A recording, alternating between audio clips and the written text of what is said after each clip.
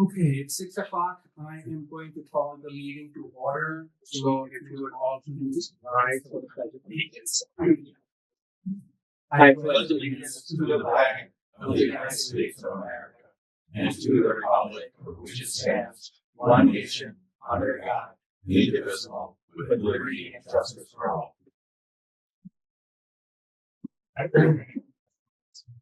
Great. I do roll call, please. Horn? Here. Neiman? Underwood? Yes. Gilman? Yes. Head.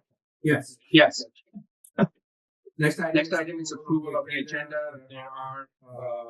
There's no blue sheet, so I don't anticipate any amendments to the agenda. All support.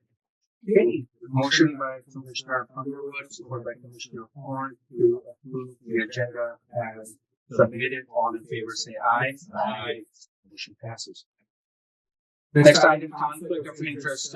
Does any member of the road committee board have any conflict of interest regarding any items on the agenda? Thanks. Hearing none. If there's no conflict. Next item, public comment. Do any member of the public wish to make any public comment at this time?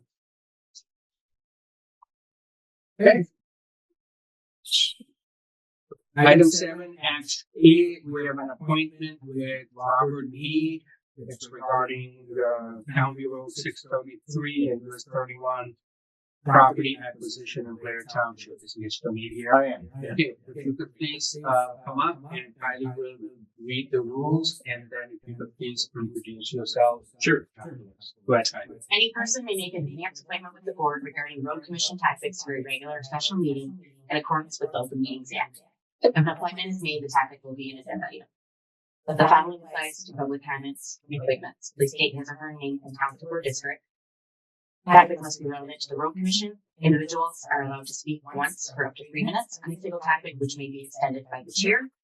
A group addressing the board requires a designated spokesperson who may speak up to 10 minutes. The board will not act on any item from the public that is not on the agenda. Correct.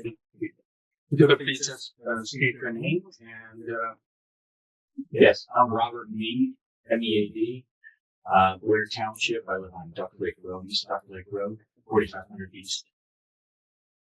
go ahead, Mr. Mead. Yes, I recently purchased some parcels over in the Braun area at the intersection of 633 and Highway 31. There's a lot of lake that's there. My wife and I have the intent of developing that area to affordable homes, to sell affordable duplexes. We've got 19 duplexes that we'd like to put in there, priced under $300,000, so they can be affordable for teachers and people like that. Right now, the homes that we have, they're unfortunately are mobile homes that are really in disrepair. We've got vagrants living in some of the areas there, so we're going to do our best to try to get that area cleaned up. The issue, two issues exist. One is there is no sewer that goes there. It's about 1.5 miles east of there, so we're forced to do septic field. And now with the new septic field issues, we require quite a bit of land in order to be able to develop this number of duplexes and to make it financially feasible. And we've had to buy some other property adjacent to the main property that you see as a triangle shaped property that's going to be all septic area for us. The reason why I'm here is in order to make this work, if you look, there's part of this, and I can show it here in the green, as you can see, this is county. When this road 633 was moved over to make from the intersection of 633 and 31, that all became county road, and that's part of the property.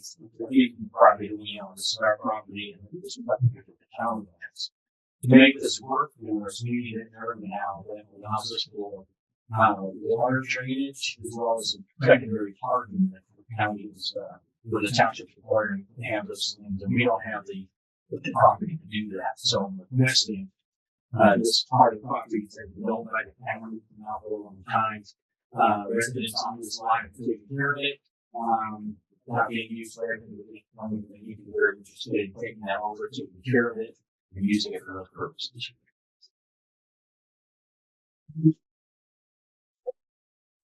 Any questions for Mr. Mead? Would he pay us at the rate that the value of the property is? Yeah, we'll only pay, we'll pay a fair price for the property. That what, like, we bought the adjacent property for, whatever that per foot. Yeah, it's a fair price and we'd be happy to do that. Just, and my other question, not directed to Mr. Meek, but do we foresee that sometime that our right of way is not sufficient there at that intersection, a way that would not be sufficient there? I remember when they moved this, and it was quite a project. I didn't realize we had that space on there. How long ago was that?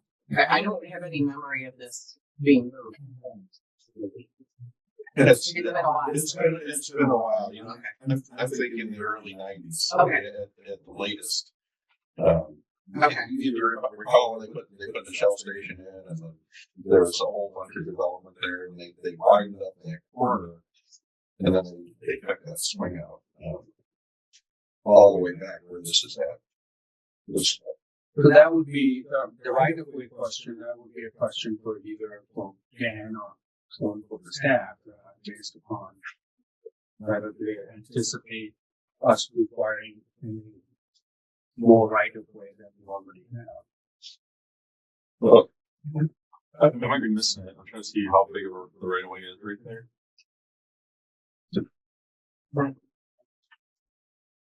Yeah, I can. Is it 007, 045? Where you want part of? It's on the second page of what you gave us. Is that 0745 where we have that big right of way? I believe that's where it is, yeah. Okay. So I'm not sure where our 66 foot would fall in there and how much bigger it is. I guess I'm not sure what the footage is outside of our 66 foot right away they're asking for. Right now we have a six. So this is County Road 633. What would be a typical would be a 66. So, but I don't know, is there 100 foot, there's 120? Oh, several hundred feet, couple hundred feet there, I believe is what it Well, is. based upon the size. This is 97, if you look down there, the problem is it's a couple parcels, that's just not one parcel, it's made up of like 3 or 4 different parcels. And so it's a challenge to really figure out exactly how many feet. So it's this parcel that we're talking about. Yes, that's right. That we own. I guess there's, but you have a request for how many feet into our current right of way that you're looking to obtain.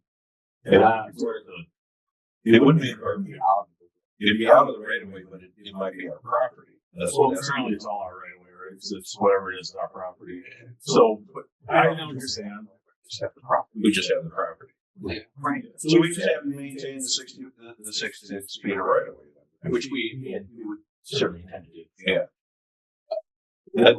I have no issue with that. Basically, that brings it cuts it back and gives it the space it needs for a septic. Or whatever, stormwater, or whatever. Yeah, go ahead. I was just going to ask you, would you like? I mean, I don't know what the time frame is for you, but if we allow staff to review it, they're all happy that it's going to work out. Yeah, I want to make sure you're good with it. The intent is really to try to improve that area and certainly by any rules and right of ways that are required, we want to live by that. What's the size of the parcel? Our overall parcel? No, ours. So yours. Yeah, can you look it up on our? Yeah. What am I looking at here? I'm not really sure. I can pull it up. Did he get a handout? It shows 1.55 acres on the layer, but that's on both sides of the road. Right. And that includes the right. That includes the road. So you only want the part of the property which this is north south, you on the west. Yeah, the west side of the property, that's it. Yeah, this is, so this here, the property itself, the property line, right? And this is what we're looking at here. So the horizontal 2 acres. Okay. That we own. So how much area do you need where you are? Well, it's about a half acre. You need half acre. Yeah. And that would be for the From the center line? Because water runoff and part 30 feet. Throughout the Stormwater runoff. Okay. So you're asking for about half an acre. Yeah, it's this, you can see there's a couple parcels in here. When you say this right here, that's a whole other. Oh, on the other side. Okay, so you want on the west side. Yes. we want half, and we are about an acre and a half, right? It's not quite that big. Yeah, I guess we only down. That section is only 1.9 acres. Yeah, that's about 1.2. Yeah. Now, water runoff, I can understand. This is going to be residential. Residential. What kind of parking do you anticipate? Just parking spaces that allow, and a road to come through here that allow, fire engine to get access to it. So if you look at the, on the final page there, and I could show that here as well. But it's really just maybe parking would be residential parking, about 10 spaces. Oh, here, the landscape. They're gonna walk across the street to their houses. No, it's on the west side. Everything's gonna be. Everything on the west side, yeah. Is that utilizing the existing curb cut that's there with your dog? It is. Okay. So these are going to be what, single family homes? Duplexes. Duplex. Okay.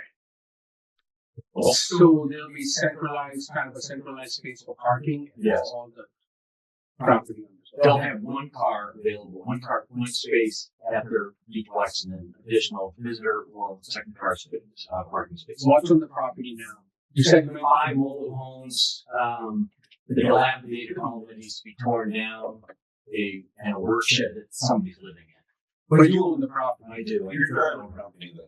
Yes. No, parents company owned it. I just bought it. Okay, you buy it. Okay, you. I just bought it. Yeah, that makes a lot more sense that you have everything right over there right now, and that extra space is valuable to you. There's no question. Yeah. And it doesn't make any sense, frankly, for us to hold it. We still have a right of way that runs up that corridor. And that's all we have to do is maintain that right of way. And again, if we get market value for the property, I don't have a problem with that at all. You're gonna. I can have it praised, but I would like the crew to look at it and bring it back just to make sure everything. I think, I don't know if you have staff or hiring somebody, but you have surveying, legal, all those costs on top of it. Yeah, we've engaged with Mansfield, so They've been doing all Like the you can work with staff. I was thinking, for such a small piece of property, by the time you have surveying, legal, and all that stuff, it's really start to add on. So that would be at your cost. It's at my cost. To serve it, okay? Perfect. So, and the deeds and everything else, title searches, whatever you need, that all on your. That's on me, yeah. Is Brentwood Street going away then? No. So what we would need is basically our attorney to review those documents that you prepare. Yeah. To make sure, and then we also have to, the main thing that is that we have to figure out a price. So I obviously, Mr. Mead at this point doesn't have them here. So do we want to give the road manager the authority to negotiate that, or should it come? Eventually it will come to the board for a final approval. Well, the sale price is a matter of record. Right. And I think based on if we did go with the same cost per square foot for what we're willing to let go, I don't think that that's a problem. No, I'm not suggesting it's a problem. I don't know what the number is. So I'd like to have a number. But we'll just figure it out at that rate. Yeah, we would believe that would be Yeah, acceptable. whatever that number is, and if it meets with, what that sort of the market is. That's staying there. He's going to develop over. Yeah. Where's the development? Do we get ahead of ourselves if we just say, based on that rate, as far as to accommodate this development? Nobody else wants that property. And anybody else wanting the property would only buy it to spend. I would suggest that the board, rather than adopt any motion, we can just say that we are in agreement in principle that to sell this property subject to all the details, especially the process. And that the family bring it to us after legal has reviewed the documents and the purchase price, and if in our opinion that is fair market value, then we'll approve it. So in principle, we are have no objection to the sale, but obviously subject to those conditions. Perfect. Anything else? That's all I'm saying. All right, thank you.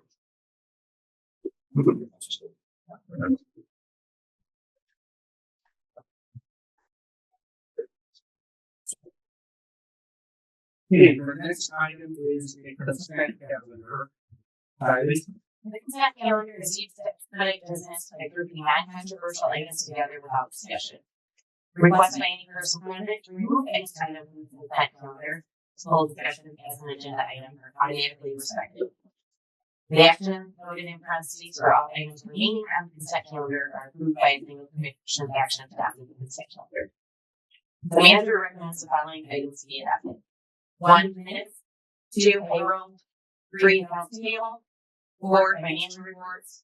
5, communications. 6, Act 51 report for 2024. 7, township contracts. And 8, equipment disposal. Okay, does any member of the board wish to remove any items from the consent calendar? We have all reviewed it, we are comfortable with it, okay? Does any member of the public wish to have any item removed from the consent calendar? Okay. Hearing none, I'll entertain a motion to approve the consent calendar. I'll make a motion to approve this. There is a motion by Commissioner Underwood, support by Commissioner Thorne, to approve the consent calendar. Roll call, please. Neiman, Yes. Underwood, Yes. Hillman, Yes. Horn, Yes. Head. Yes. Motion passes. Next item, we move on to item B or D, which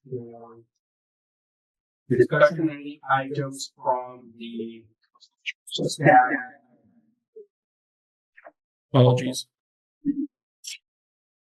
All right. Does anyone have any questions? About any comments, any questions, any discussion on any items from the staff? All right, move on to Commissioner update item E. We will start with the Commissioner Lehman. Okay, the, last early in June, I asked if the Ball Road Committee could get going again. And, we have met once. I've done a substantial amount of follow-up. I thought we had somebody hired, a retired civil engineer to help lead us back through how we might possibly get this opened up again. And at the last minute of the morning, where we had hired me, stuff after the morning, he said, good. He told me. And so since then, I have reached out to GEI, who initially our county highway engineer Wayne chose there was a bid opening, and before we were on the board, Joe, like December, November before, they took a request for proposal, and there were 5 proposals, and GEI was the chosen company, and I reached out to GEI, not heard anything back from. I reached out to a few other local people, and there's not very many people who have any particular expertise in this or want to do it. Chosen Structures, who has some soil analytical ability, some technical stuff, they don't want to manage the project, and they sent me to OHM, and I did not follow down that tree. I was hoping to hear something back from GI, and that's the furthest I've taken. Yeah, we actually would do help, and based on the project in Illinois, the engineer moved to team we were hoping to get to help us as a project manager. It looks like it's probable we'd be able to do something with Bluff and probably bring up a lot less than what we've been led to believe. Have you had a discussion with TEI about re-engaging them? Yes. Okay, and so is the scope of their re-engagement going to be different than what it was previously when I sent him the stuff that's happened since they were involved with us. Okay. And after conversations with them, told them we could provide them some survey material to see actually where it is now, and or they should come up and schedule a visit. And he said they probably would want to do that before they were re-engaged. Okay. The reason I asked is because, you know, they already gave us a report 3 or 4 years, however long, many years ago that was. So unless, you're right, things have changed, circumstances have changed, but obviously their mandate has to be different in order for them to come up with that. Well, it was never completed. They only did 2 of 4 phases that were authorized. They suggested when they submitted the proposal to Wayne Schoonover, who was our engineer then, that there were 4 phases of this. And they only completed the first 2 phases of the work. And I think then because of the price tag, they got through some of the things that, you know, a lot of the people hated. Rerouting Bluff Road, some of the things that they said they needed to do these things in order to actually justify to Eagle that the only way to reopen Buffalo Road was exactly where it was. That part of the permitting process is you look at alternatives. Absolutely. And they went through those things. Yeah. And that's where the work stopped. Because of the price tag on it, there was no particular way for us to fund anything. Like there was no willingness. And there was no, we went through the Bluff Road Committee, looked through the proposals and said, okay, we're going to look for funding sources. Well, everybody that was turned to in this did eventually operate. It was an astronomical price tag. Yeah. Well, but there were some state senators up here, or U.S. senators up here getting their picture taken out there on the rocks and saying, yeah, we need to fix this. There's no action behind it. There was never any substantial action behind it. How much did we pay GEI? Does anyone remember? I think Bill told me, There were 60 maybe. Yeah. 50, 60. So overall. Oh, yeah. So I think the only question or comment I would have is that if we do re-engage them, I hope they don't have to reinvent the wheel all over again and they can build upon the previous work because we have already paid them $60,000 to do the work for a report that's been gathering dust. I certainly think that we need to reevaluate whether we want to. There are aspects of it that are done core samples, you know, like what's underneath. Right. So I would hope that that's, you know, I hope that work could be repurposed in a different way to reduce the price tag. That's my point. If, depending on what it is. I felt like there were different, a lot of the paths they were following were very, which somebody said, well, we're not going to build the Golden Mile out there. And that their proposal was, we're going to make this so it never falls into Lake Michigan again. Well, what we have out in the peninsula is many of the other areas of Bluff Road and Peninsula Drive are terrible and very susceptible to failure. And what I asked them and what I've asked bounced around, I know we've got a couple of engineers sitting in the meeting here. The soils there don't seem to be any different than most of the rest of the peninsula. Matter of fact, GI said it's consistent with the shorelines around the Great Lakes. So these super fixes they proposed were really fantastic. But it would be putting Bluff Road back in a way different, superior position to anything that was done. And what I was looking for, and I think the group said, yeah, is that really what we need out there? There's probably something we can't do because of the legal line. We can't put traffic on there and have it fall in. But we can't harbor Old Mission Peninsula. And I was looking for somebody to help us find some solution that was workable and making it as stable as the rest of what the road is on Bluff Road. Oh, thank you. Mr. Gilman? Well, of course, the construction committee, then will be dealing with. One of the bids that are recommended tonight, we've had these meetings both to open and review them.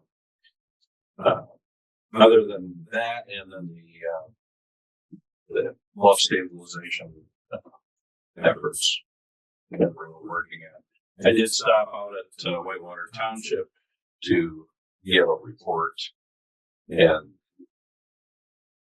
too many people there. They have a controversial ordinance change coming up, and the fire marshal closed it down.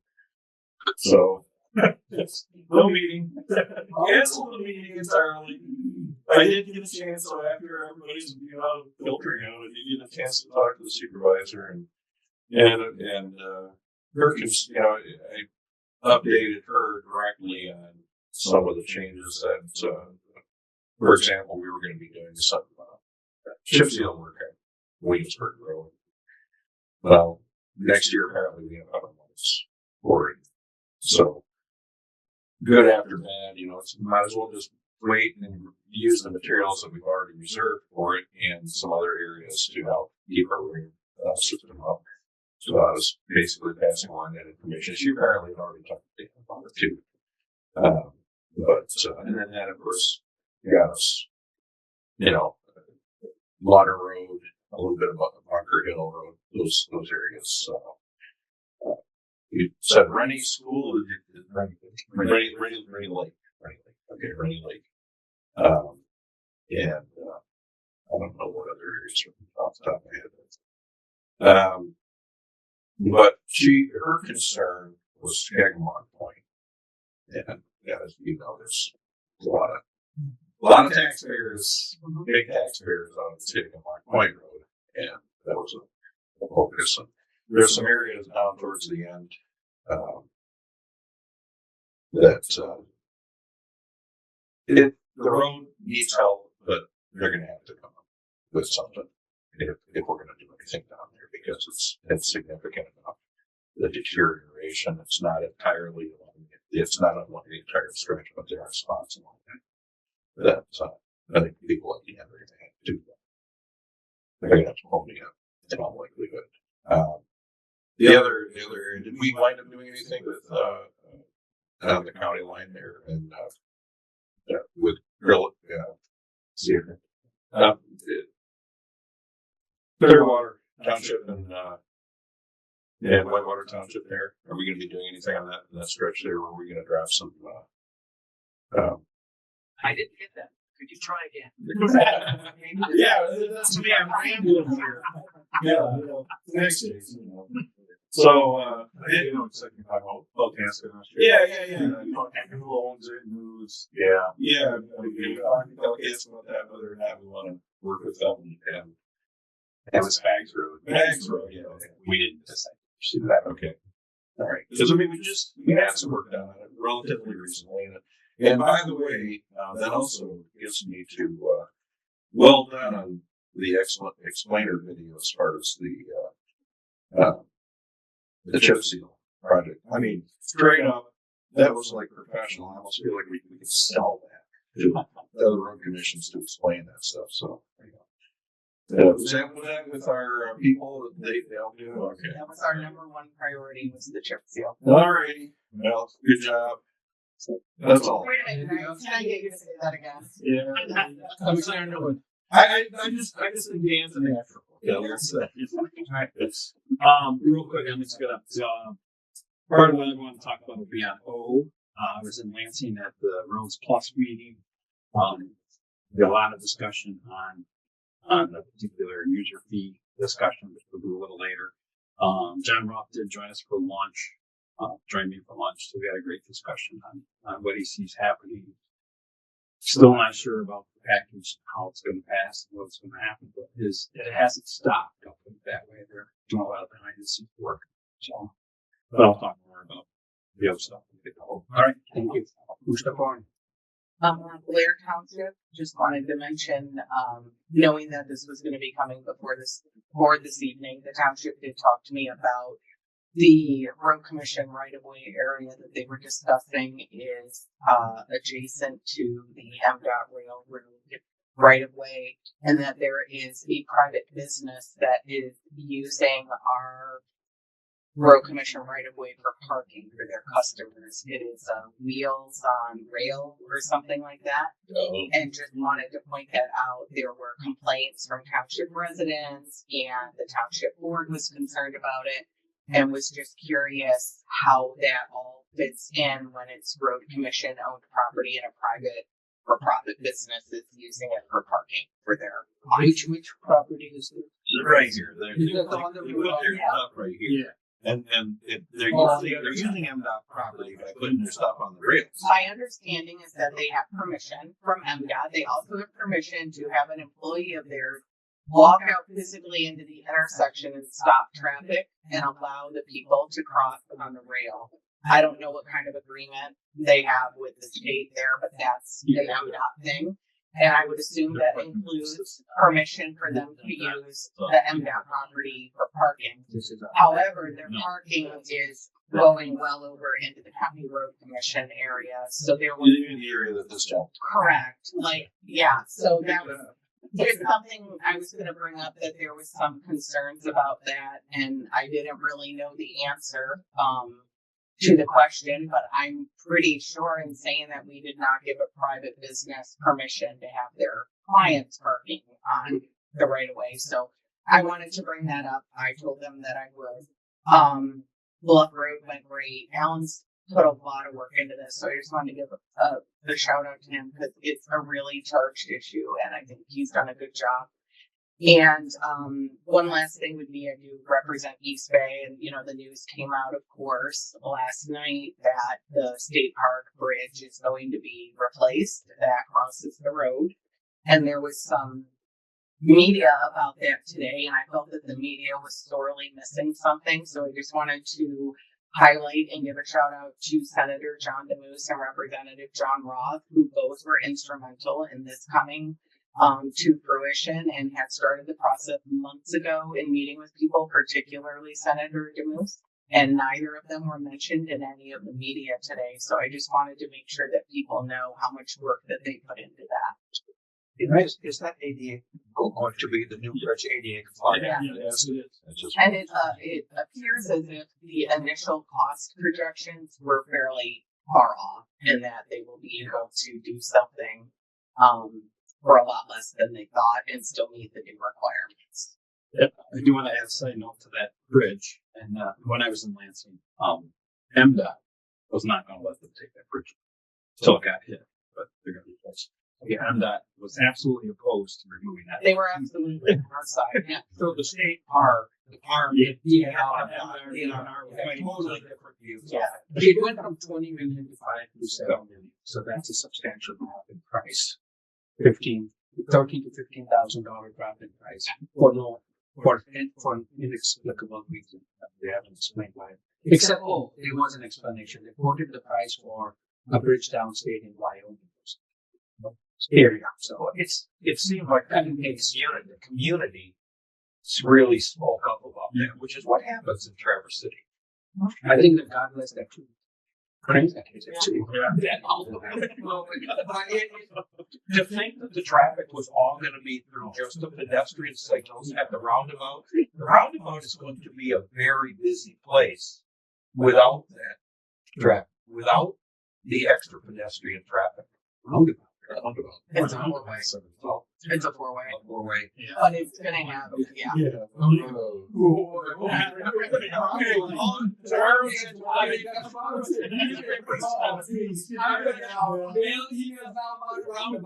you. Thanks a lot for that. I've had enough, okay? You'll figure out. I'm still getting emails on 5 Mile. Right? Yeah. Oh, absolutely I am. I've said it twice or 3 times here that we are not dead and you're not closing anything. Yeah. No, there's not. We actually talked about making a video about that. No, there's no roundabout going in that area. All right, thank you. Moving on before we do any other damage. Item F, do we, any discussion on any matters that we have not discussed? I hate this.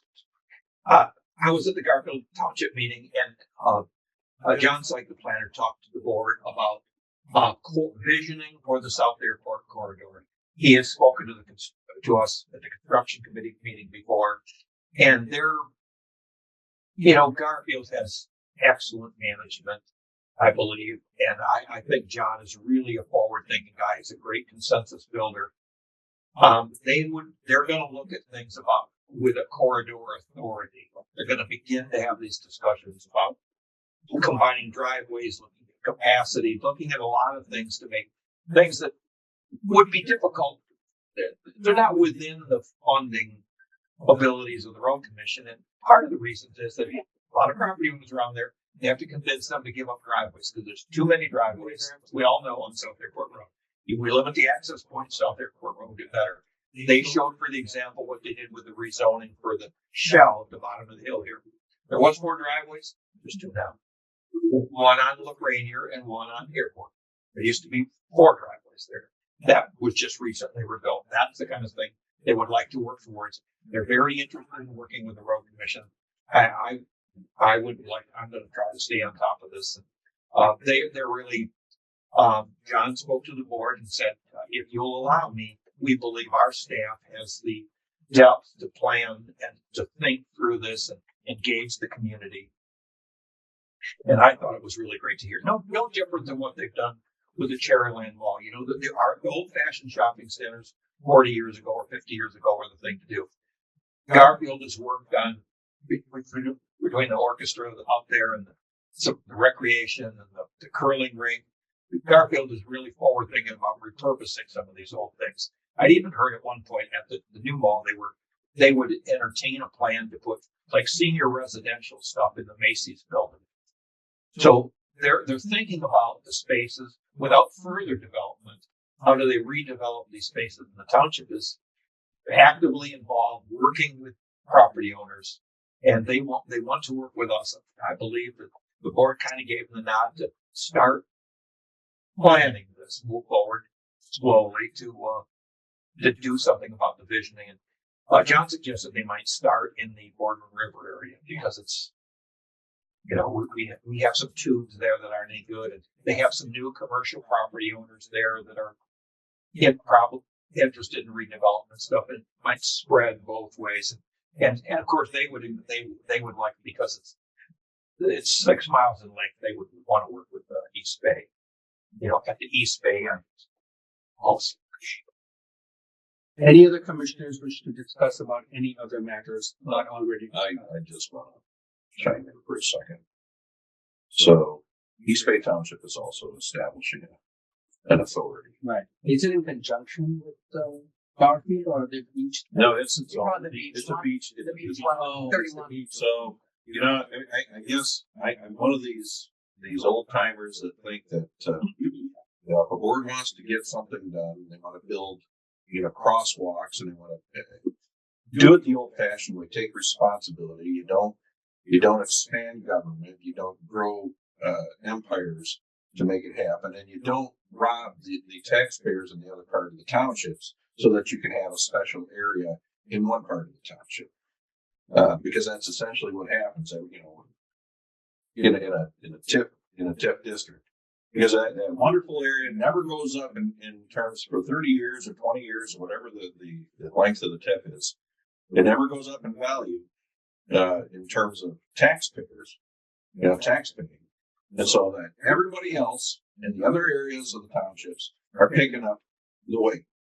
Okay, so I'm vehemently opposed to visioning and special authorities and other I'm things. not certain you have this accurate It's exactly what happens. because there's a difference. An authority is a vehicle for a multi-jurisdictional tax, is what that is, right?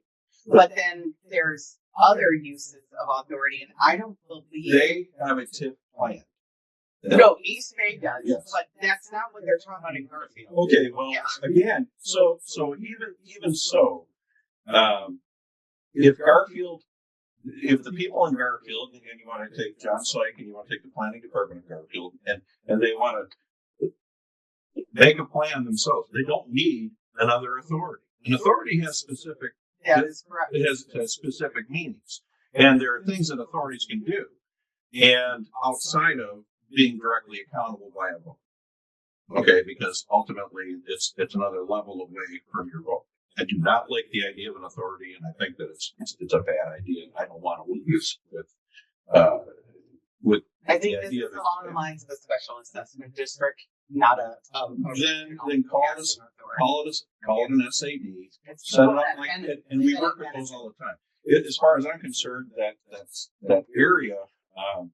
Well, a couple of things. We own a road that nobody even realizes we own, and Logan's Landing there, which we shouldn't own. Hey, let's give that road away, please. Which one? Oh, the ones that. Yeah, Well, they don't want us to. Right, and they said, yeah, I But think, it's underwater most of the time. I mean, they don't, which if I was in their shoes, yeah, why wouldn't? Right, no, I Why know. would I take that off? So- If someone else is taking it. Yeah. But also, in a way, I don't mind the pressure of South Airport Corridor being a little congested because I think people need to wake up down the road. No matter what we do, the congestion's not going away, and we're going to need that crossing for every one way or the other. Jason, remind me, doesn't a TIF affect our village?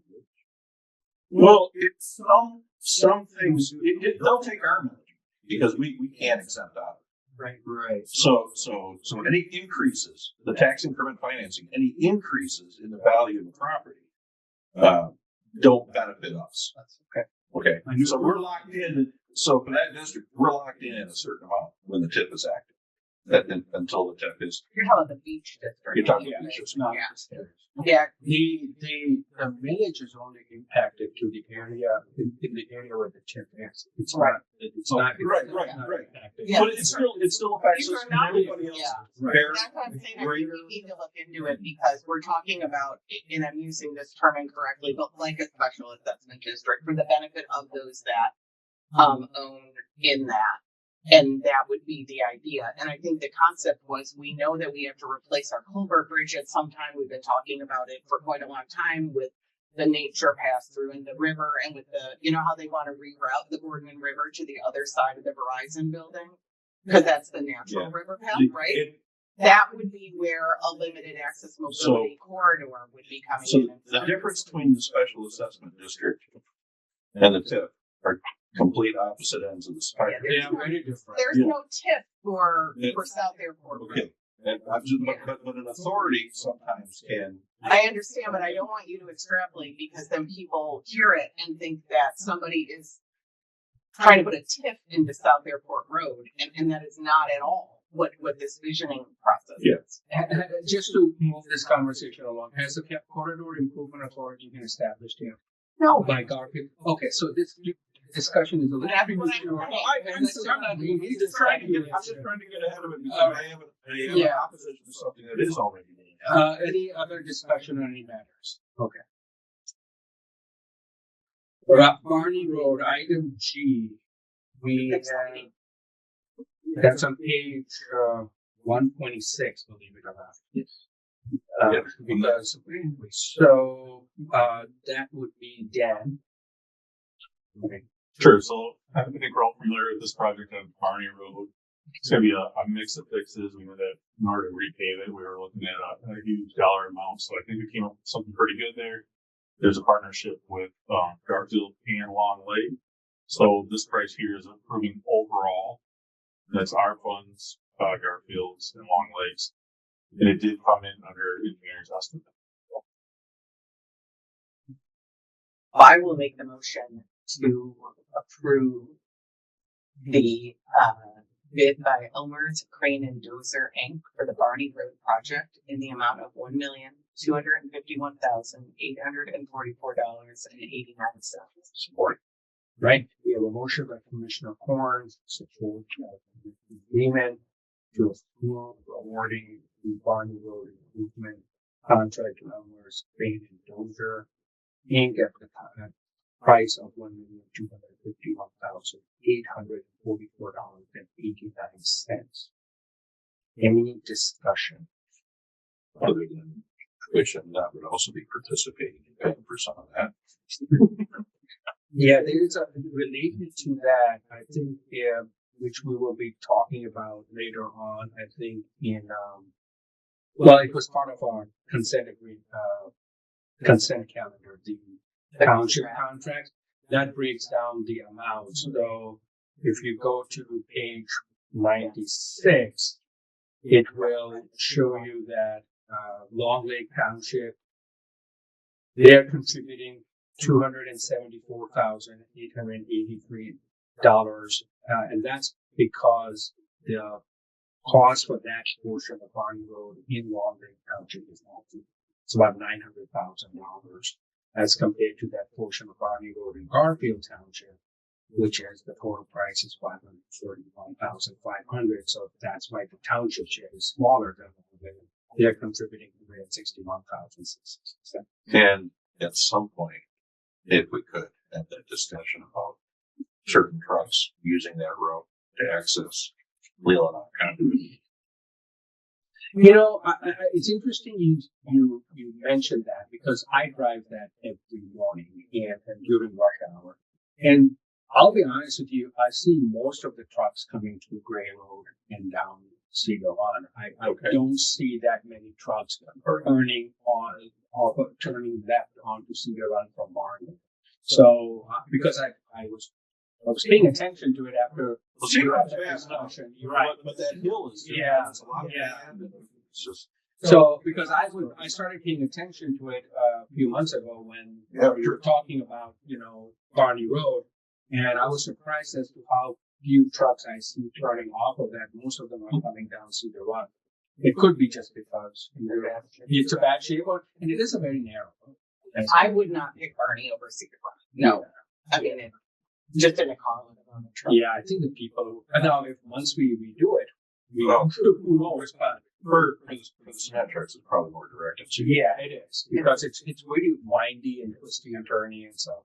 All right, so we have a motion. If there's no other discussion, we'll call please. Underwood, Yes. Gilman, Yes. Horn, Yes. Neiman, Yes. Kathleen. Yes, motion passes. I did just want to say that the communications committee already set up for a video announcing this. It'll be coming out tomorrow morning with minimal information, but just it's such a frequent concern and people constantly, it's been nonstop. So that video will be out in the morning, already set, and then there will be a full video later explaining the process and the dates and all the things that people will need to know. But just that, and thanking Long Lake and Garfield Township for partnering with us. And also I think, we should give a big thanks to our staff, because this was a project that was not in the wheelhouse for us, and a lot of people came together to make it happen. So thank you. All right, very good. Moving on to item H, 3 Mile change order, and this is something that was handed out by the meeting, so it should be part of the packet. And that is Chris. Yeah, so we're well into construction on 3 Mile Road. There's a significant amount of earthwork that's been associated with this project that's kind of through an area that is less than desirable to be put in a road on. We had kind of planned in the course of doing the preparations for this project for some unsuitable soils under there beyond what we anticipated. We haven't seen that to be the case, but what we have been experiencing is some rain events that are causing us some challenge with the ditches as they're under construction right now.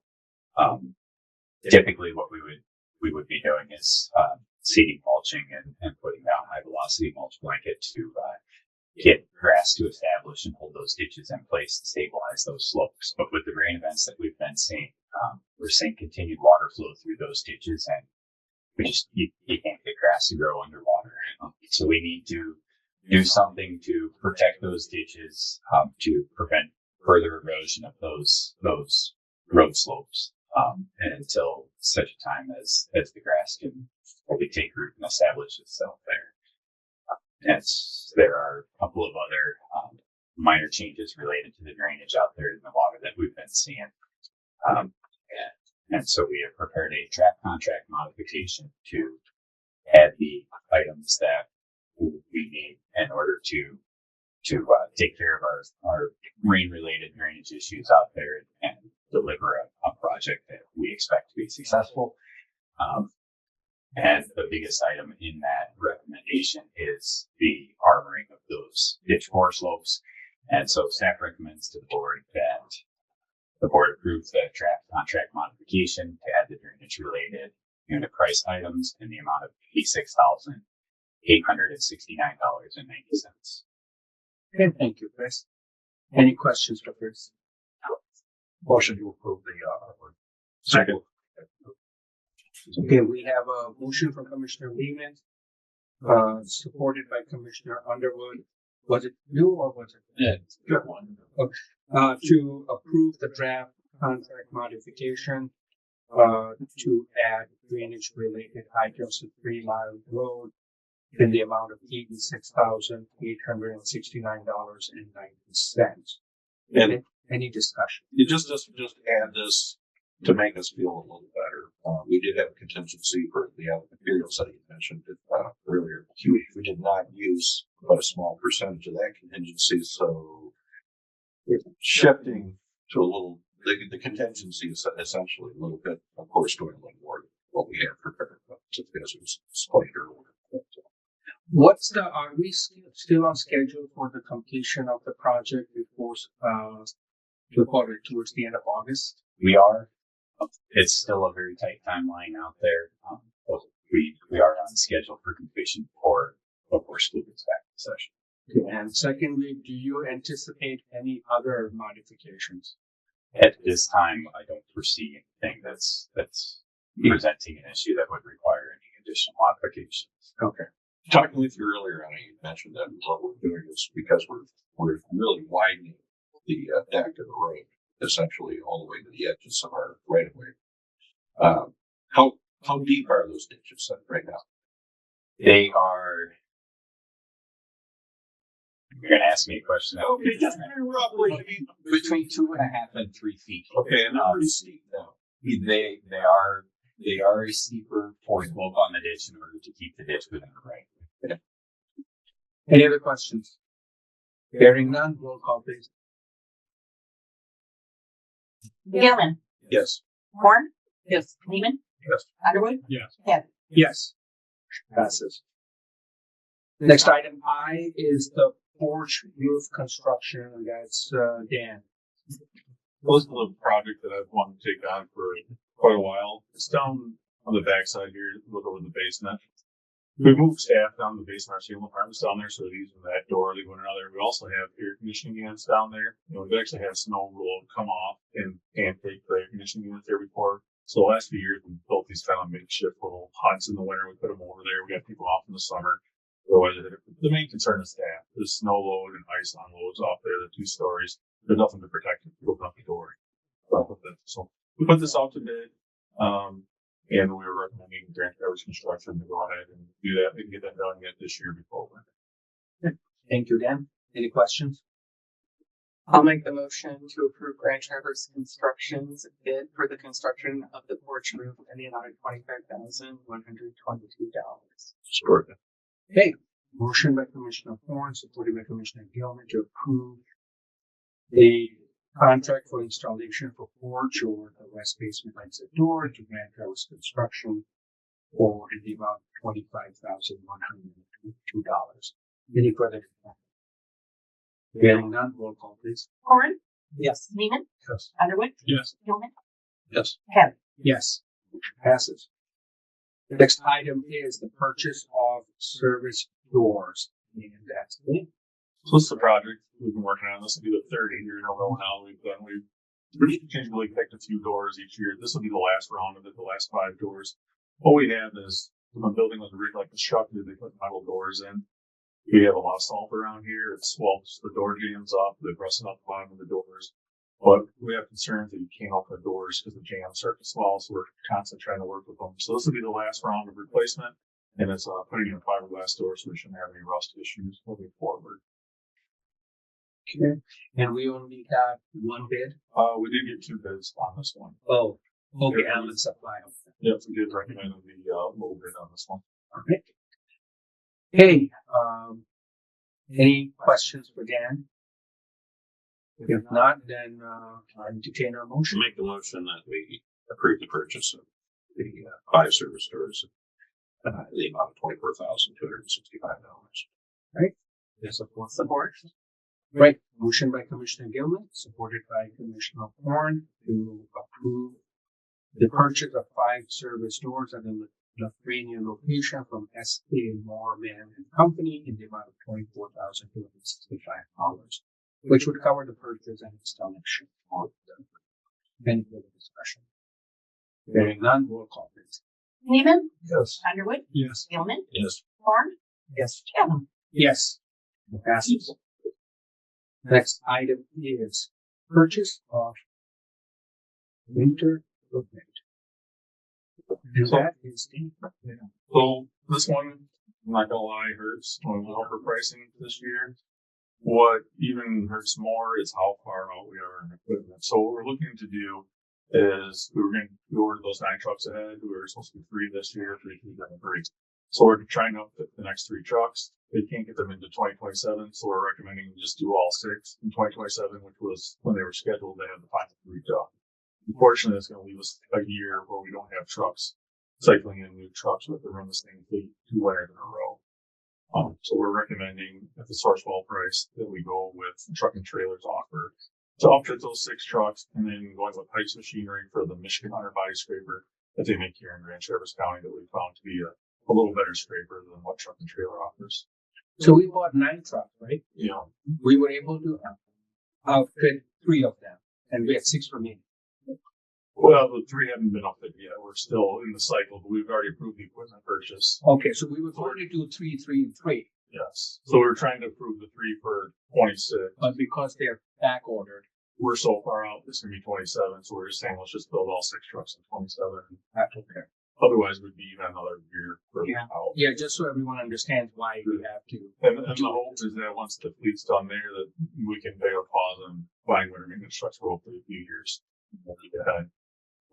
The Sessions rules are changing too. yeah, that's the thing is that we did that specifically to avoid that. But we needed the trucks, I guess. Yeah. The 6 underbody scrapers, were we expecting to buy all 6 of them together too, or are we in the same situation with the other equipment that they are so far out? They are actually on schedule, but they did say their pricing will continue to increase. They're not sure where they're going to go with levels. They're a little worried about tariffs. So if we were to purchase these, they can guarantee that pricing now. Okay. Any questions for Dan? If there are no questions, there are 2 options. Either we can have one motion approving both purchases, specifically outlining the purchases, or we can do it in 2 motions. I don't have a preference, so whichever way the motion may Make a go. motion, we authorize the upfitting of the 6 trucks for $1,179,279.10 for truck and trailer and $109,750 for fixed machine For the 6 for the 6 Okay. underbody scrapers. So that's the motion. Any support? Support. Okay, so motion by Commissioner Lehman, supported by Commissioner Underwood, to approve the purchase of outfitting of 6 trucks from Truck and Trailer Specialties for the price of $1,179,279.10, and to purchase 6 underbody scrapers from Heights Machinery for in the total amount of $109,752. Any other discussion or questions? We're spending this money in 27. The truck outfitting, the almost 2 million. Yes, the underbody scrapers I'd recommend in 2026. Roll call, please. Underwood, Yes. Gilman, Yes. Horn, Yes. Lehman, Yes. Kevin. Yes. Motion passes. Next item is for purchase of more winter stuff. Every year we do a winter order. They call it the early winter order. You usually get better pricing on it. This is I think I talked to the board about this once before. That we used a lot of parts this previous winter. We knew to get our shelf stock back up for this winter, we were going to have to order a lot of parts. So we're looking for approval for up to the $93,512.11 for our parts.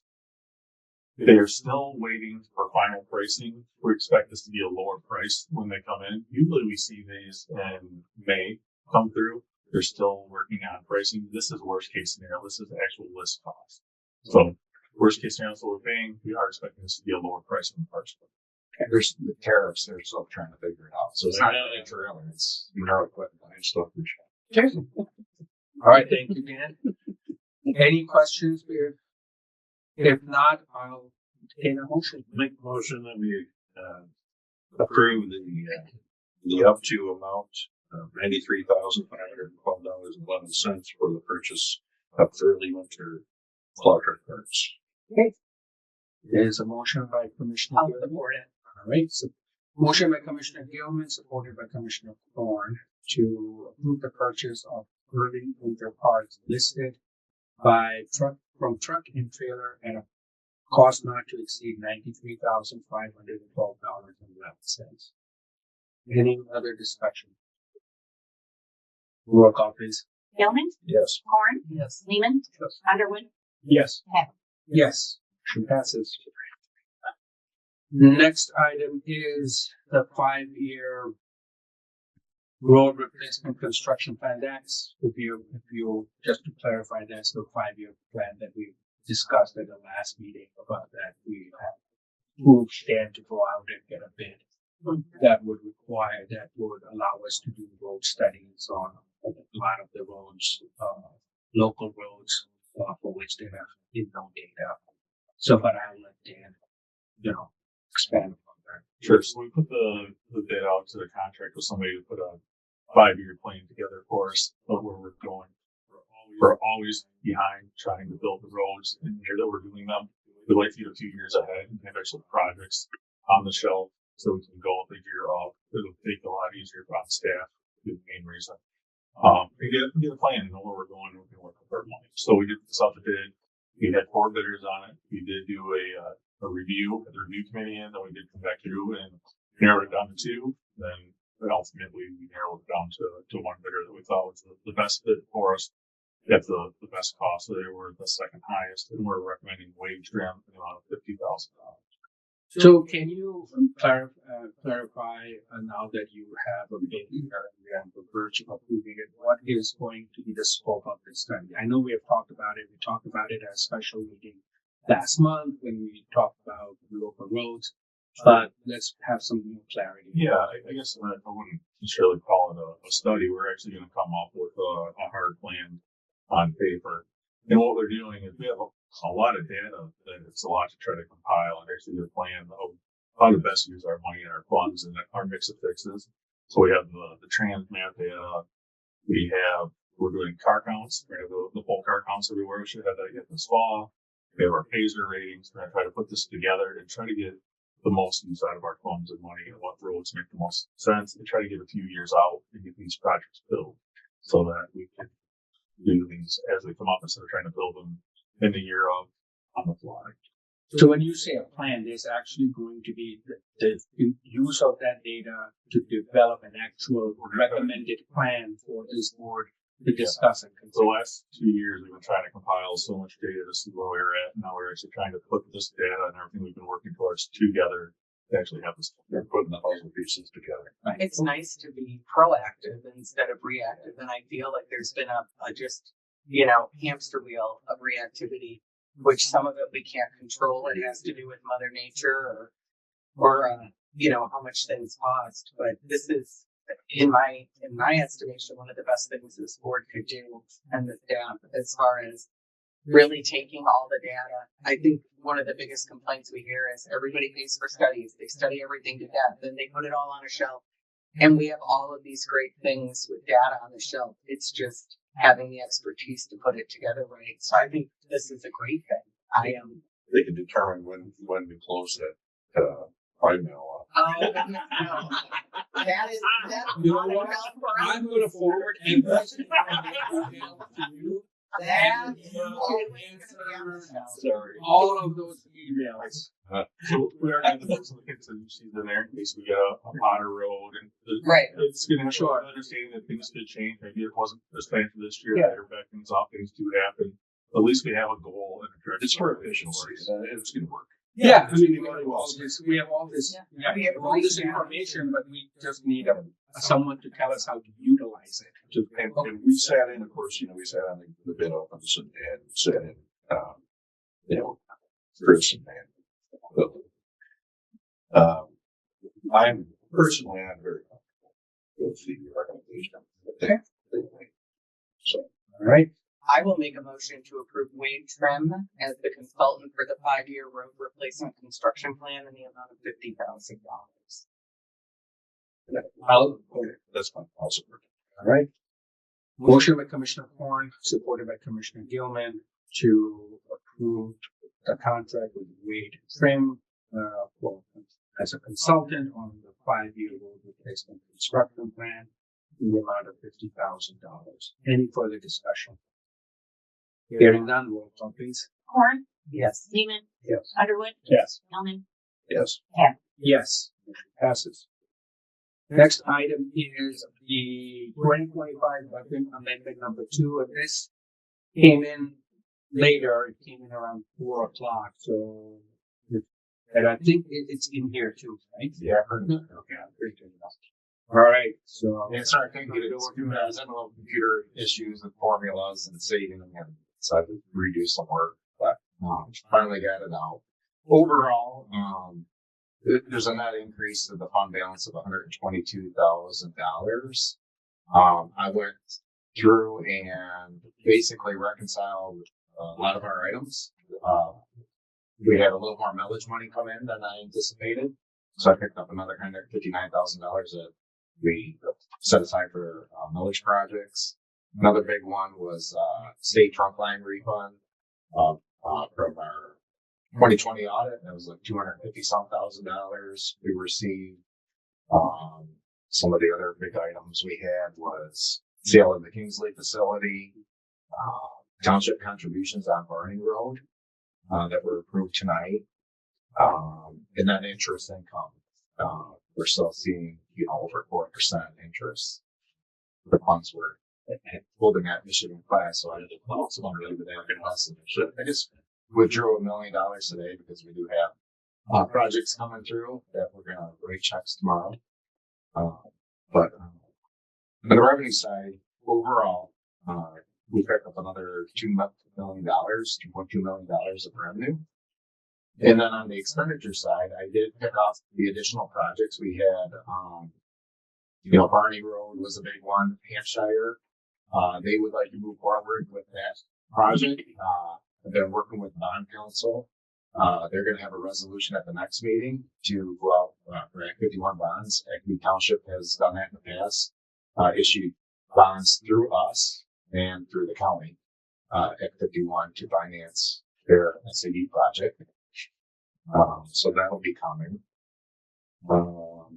I reduced labor, 144,000. We have a couple of vacancies, and sat with the county highway engineer and, HR generalist positions. So we do have consultants for that. So I increased the consultant budget and kind of moved some money out of the labor budget for that. We had a bunch of other consultant projects we approved earlier this year, and including today's. What was approved today, I didn't include it in this budget amendment. And we had some repairs, expensive repairs that you guys had approved, that got incorporated this month. So we're sitting pretty good. We had a big winter earlier this spring. We used a lot of equipment, a lot of fuel. We were about 37% more in fuel for 6 months this year than we were last year. And prices haven't really come down. So that's a Michigan thing. We had a pretty big winter earlier this spring. Well, That's like- spring. it's Yeah, true. It was It's true. true. It was long. It was a winter in the spring, and that's really hard to budget for. Yeah. So this should get us through, the winter. And I did pull some out of routine maintenance because we weren't cutting trees when we kind of normally do. So a lot of it was just kind of shifted between activities. Some more MDOT expenditures because we've been doing a lot more work at the MDOT, but we also get reimbursed from them. So the net change would be the overhead credit we receive from them that gets credited against that. Those are the big items. Any questions for Phil regarding the budget amendment? Make the motion to approve the budget amendment number 2. Okay. I'll support it.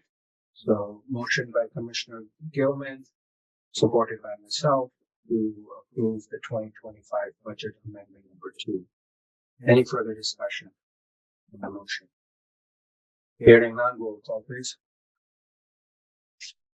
Lehman, Yes. Underwood, Yes. Gilman, Yes. Horn, Yes. Hadley. Yes. It passes. Which brings us to item O, and this is a mileage-based user fee discussion requested by Commissioners Underwood and Field. So who wants to? Joe. Yeah, Joe. Yeah, he was there. So we were down at the Roads Plus or the Road Commission meeting, and we went over again the mileage-based fee proposal that they have pushing and a project. I guess they're doing a sample project of it. Just so everybody knows, presently how we fund these roads is through your gas tax, which is paid at the rack. So in other words, the semis pick it up, they're paying their per gallon, and that gets transmitted directly to the Treasury and then over to MDOT. And the other portion of it, which is more than 50% of the actual revenue now, is your registration fee, which of course Secretary of State collects and then immediately deposits that into Treasury, which then goes over to MDOT. Lansing is proposing that we move over to a per mileage fee based situation. So in the seminars that I've been in, every single one talks about private public partnership, a P3. So in other words, how they're going to collect the information is going to be done by a private company, shared with the government, and they take their fee off the top. And it can run up to as much as 30%. So I am definitely opposed to this. And more than us are opposed to this. We have a copy of what Manistee County did. I am a firm believer that we can very efficiently tax the energy at the source. So if you have an electric vehicle, we can tax your plug-in with a smart meter. It's no different than what you do now. You'd be automatically transmitted from the electrical companies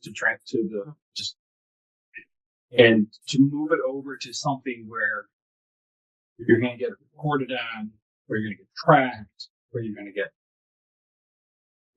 to me, is not American. I mean, it's just not an American thing to do. And I think that this board, because everybody's under the assumption, because only one county or 3 counties have actually done an action that says they oppose it, that everybody's for it. And I think it's important for this board to say whether or not we're for it or against it. I'm absolutely opposed to a per mileage charge because what we have works. Yep, we can tweak it. And I've done 3 transportation packages when it comes to the tax side of it. And there are ways to adjust even further where we wouldn't have to have a per mileage report of where you've been, what you've been. Yeah. You basically have a transmitter in your car that is controlled by a third party that then gives money to the government. So we've added a layer of cost just to change the way we collect the revenue for transportation. And I will say that the House of Representatives has shown us that you can redo the basis of your expenditures and increase transportation transportation revenues without increasing taxes and without changing the way you do the taxation that you already have. So this is, I'm not sure why they're pushing this so hard because it's really not a needed thing.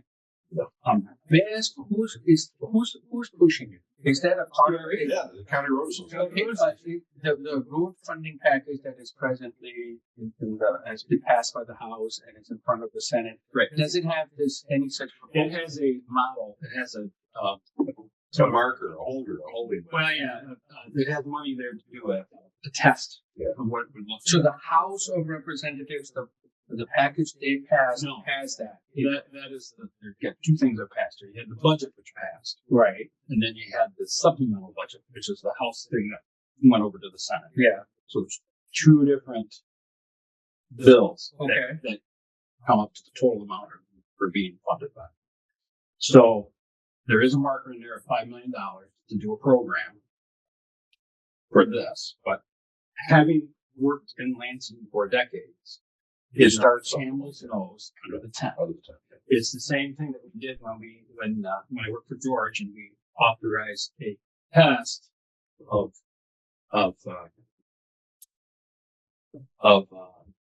now we drive along and see the exit, you see the dial sign, you see the logo signage. Yeah. So we did a test on I think 10 exits across the board. Right. So you were saying that the majority of the House of Representatives passed the bills that had this place marker for it in it. So the House of Representatives is in favor of this test. How did our representatives vote? They don't know. They don't know. I can tell you that one of the two is opposed to it. I have not talked to the other representatives. Because I'm I can't talking get- more about the total that's It's about collected and total. how it's allocated. It's not So about the method of. a $5 million placeholder and a Right. $3.5 billion bill is That's But, what I think. but in order for this to work, it has to be in the form of legislation. correct. So regardless of whether if it's in the budget or in some other You can legislation, file a project, you will have to compile legislation. You say, no, I'm going to do it. So we need to nip it in the bud. We need to. And so what I'm suggesting is that we nip this in the bud and that we follow suit of what Manistee County did, and that is they oppose a per mileage tax. have we talked to any of these representatives? I have.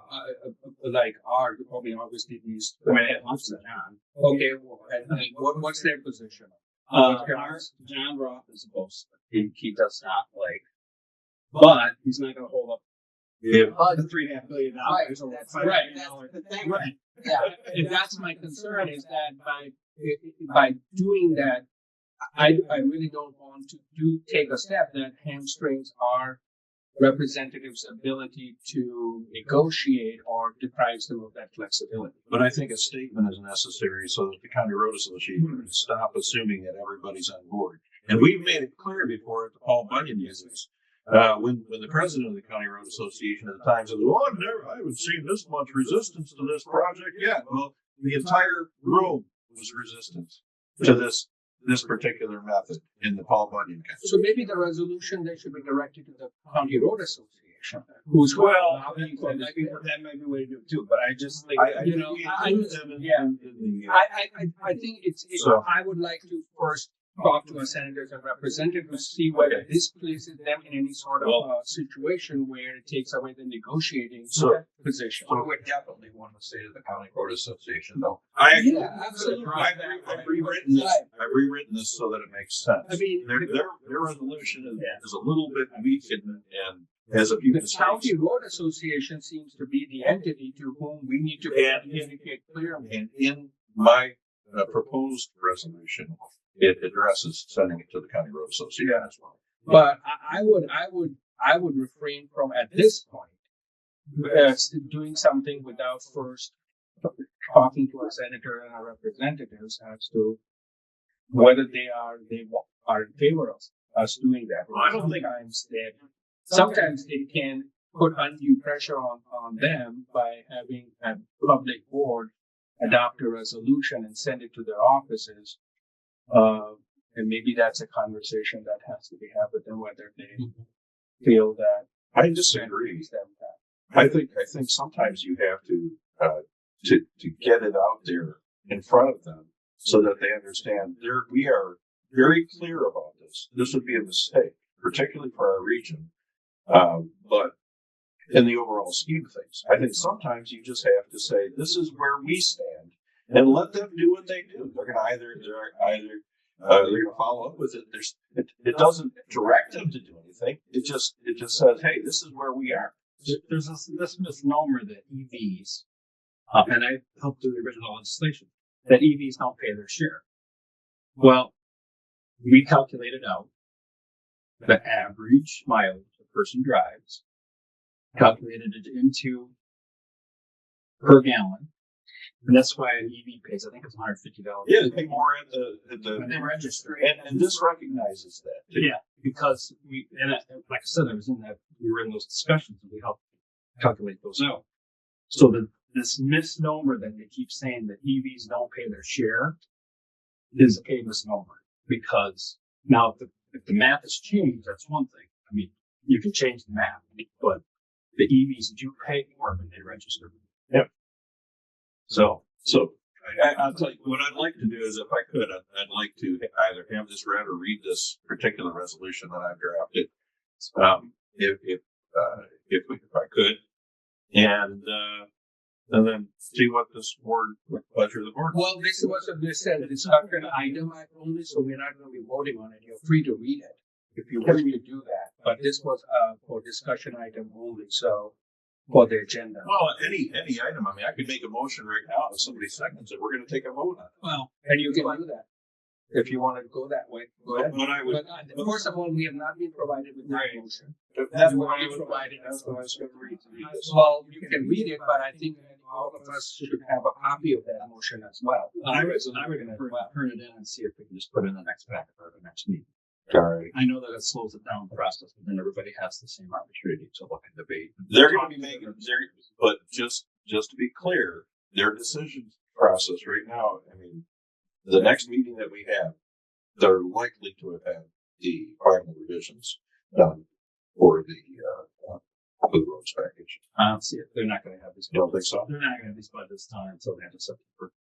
October 1st is their deadline. I'll be stunned if they get it done before October 1st.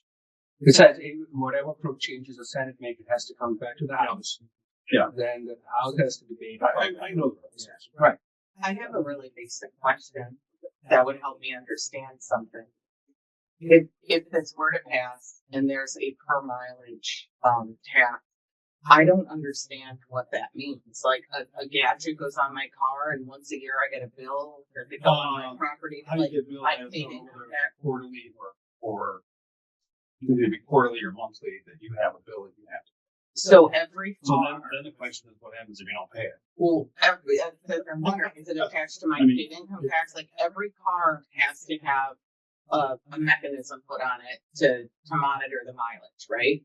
And this is automatically uploaded somewhere. Generally, that's what they really look like. We're not pulling into a station and uploading our data. This is our car attached to the internet, I guess. Because there's multiple ways to do this. You can do it on our system, which you know they're not going to do. Right. You can do mandatory, which is what you're talking about. That's what I And was then wondering. there's this sort of quasi mandatory. Like once a quarter. You know, you suggested that the cost was 30% for having you, even if it's 15%. If we were going to increase the money we spend on transportation, why wouldn't we want the money to go to people? The transportation needs, like the road network, Well, instead of a consulting firm or an electronics firm. But because even if they collect the data, they're sending us a tax bill? Yeah. I don't it's like an understand. Easy Pass. When you pay your Easy Pass, Yeah. it's a third party that's doing that process. Right, yeah. So they're taking a scam off the top. I understand that, but how am I paying my road tax bill? Well, then they also transmit let's just say it's 10%. So they skim their 10% off, and then they transmit 90% back. They send me a bill. Has anyone seen a copy of this proposal from the CRA? I have not seen an actual copy. They haven't given us a copy. Yeah, I mean, so we don't know. The answer is we Yeah. don't know. Like, I know These it's a details really that basic you asked. question. Right. But to me, I can't even fathom making a decision without Right. understanding Like the concept I'm opposed to, but I also need to understand what does this mean and how are we enforcing it? Even more interestingly enough, like you can barely get people to like pay their electricity bill and now they're going to have to like upload data on their mileage. I don't know. I mean, we are adopting a resolution or proposal that no one in this room Well, has seen. It's an opinion. And what do you mean by proposal? Apparently, there's a proposal to CRA. The CRA. Yeah. They've gotten a project into the budget, Uh-huh. a test project, A test project in of the $5 million, of which somebody's going to get paid $5 million to see if it works. Okay. So, my I got biggest that. thing is a system that we have now. You're paying per mileage at the rec. That's automatically transmitted to trade from the refinery. When you do your annual registration, that's automatically transferred to. Right. There is no money skimmed off. This the isn't top. like, yeah. And I then, mean, it's literally. and then my last question would be, right now, if you go to the gas, I'm just gonna use very round numbers, but it's $3 a gallon.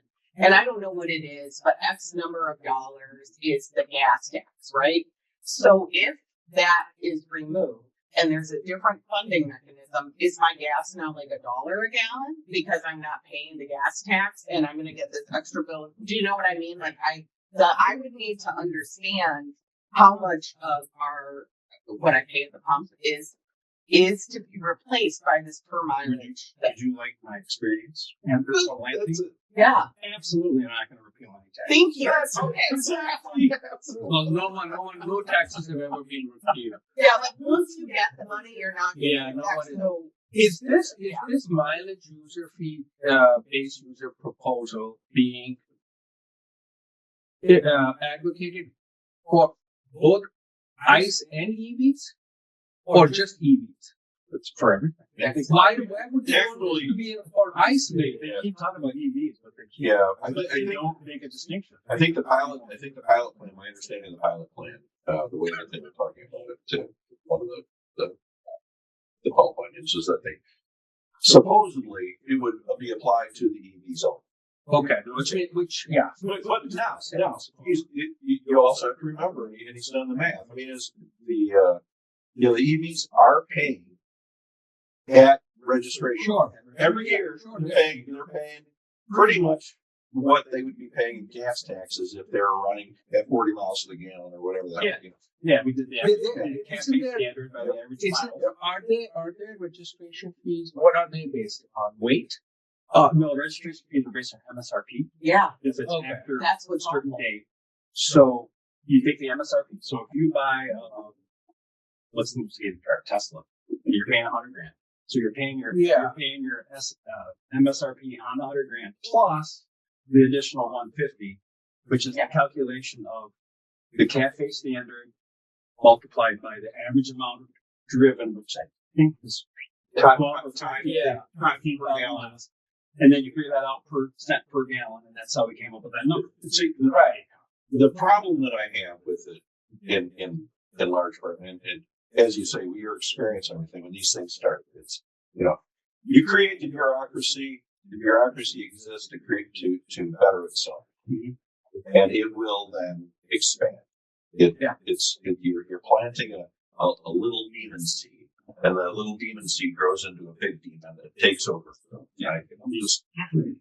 So not a fan of new bureaucracy. So It's just something that we're going to, the general public may or may not like that. I don't know if they're going to like it or not, but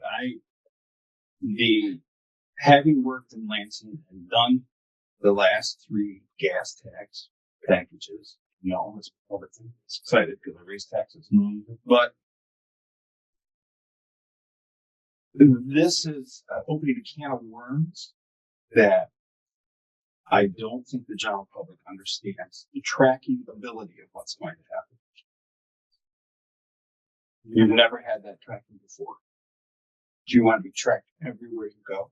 Well, if you buys an EV, Well, but you can just buy an even ICE vehicle. go to every vehicle. But that's not right. That's not even this resolution. I know. I That's just not- tried looking it up and I couldn't Yeah. even find it. I mean, yeah. So knowing how it works, being ahead of the game is way better than being behind. But whatever's a pleasure is you. I just want to bring it to your attention. I want to discuss it. I would love to talk about Jason, but I know that nobody's seen that one, Jason. So Yeah. I'll leave it with Kylie. Kylie's on the Yeah, screen. you can circulate it. And if you can contact someone down in CRA and see if they have some sort of a document or something that I explains just this. tried looking for it on the Yeah, CRA so that website. we are, so that all of us can at least be informed about what it actually, the details are. they don't really do anything. They bring in these consultants that are actually actually the people that would be paid. Like you pay the EV Yeah. people for your All of their documents are these media briefings that Yeah. they've done on it, where they've had people that have come in and tell you why it's a good idea to do it. But there's nothing that I can hold on to help make my own decision as far Yes, as I mean, if there's a placeholder being placed in the budget or whatever, then I would think that the CRA has something more concrete.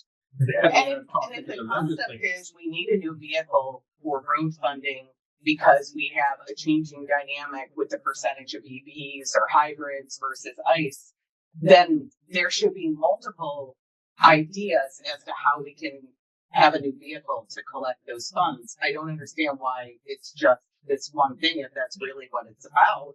There would be a lot of different ways that we could look at the impact of the loss of that $51 based on electric vehicle usage, like increasing a registration, right? That's one thing. Like you said, the math could be done.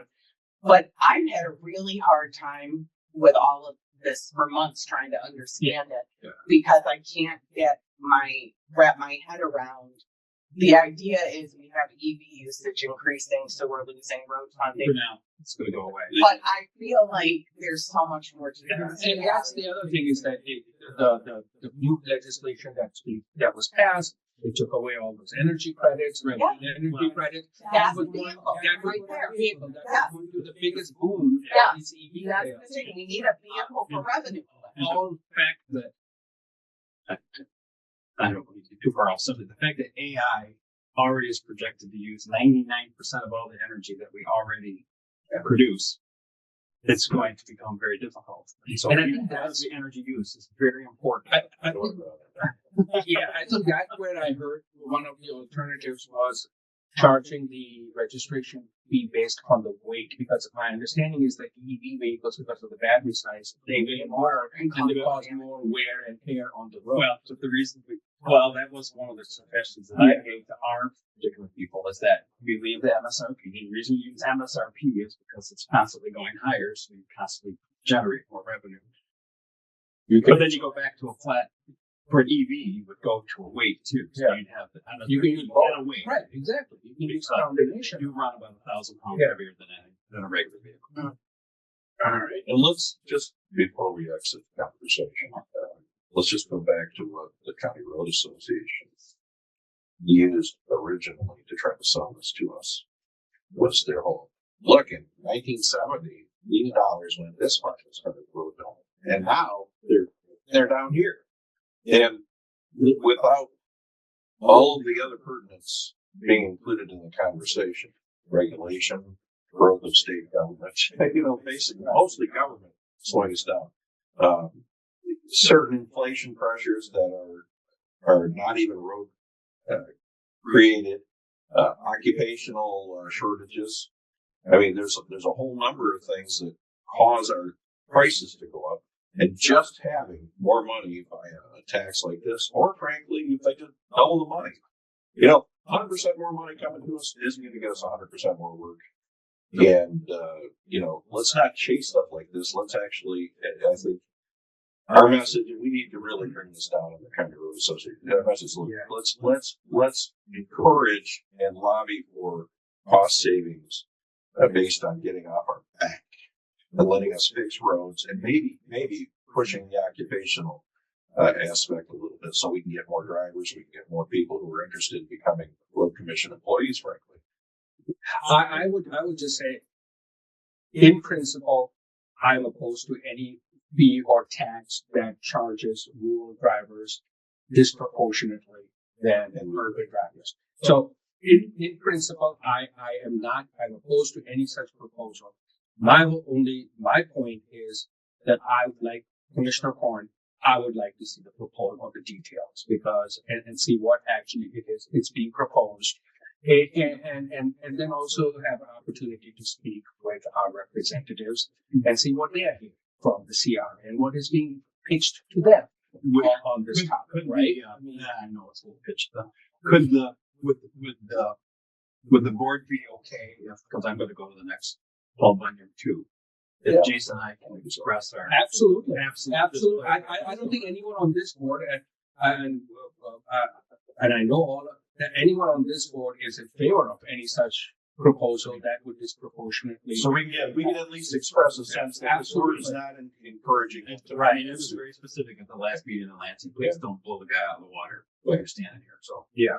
No, I think that's a fair assumption that this board in principle is not in favor of any such taxing scheme that will disproportionately impact rural drivers.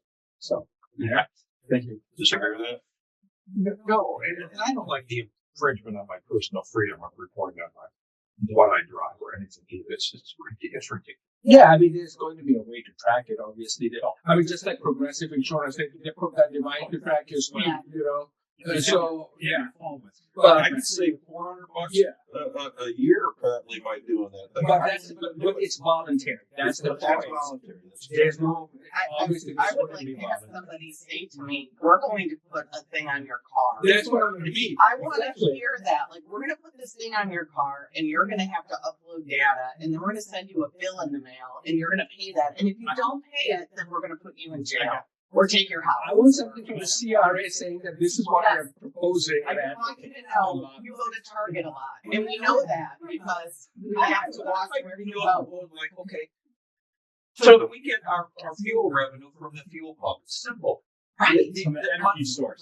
From energy source. The electric meter is just another simple way, and it's already there. We have it in our homes. It's already there. Because if you have a charger in your house, Smart meters. other than plugging into the one, it's going to take you a week and a So half to you track can't your plug it into a one. if you put a charger in your house, you literally have to have an electrician come in and redo your wiring because the amount of juice it takes. Yeah. And you're not But this is one of those things. This is one of those things where, as far as I'm concerned, it's so simple. I mean, on your electric bill, you see, you pay $1.50 to the indigents. I mean, or whatever the heck it is, and there's always a fee in there, and that was legislated in, and And it can never be taken out. and it can never be right. And it's like, okay, so you put on the electric bill, or the electric company says, "Do you have an electric vehicle?" Yes. Okay.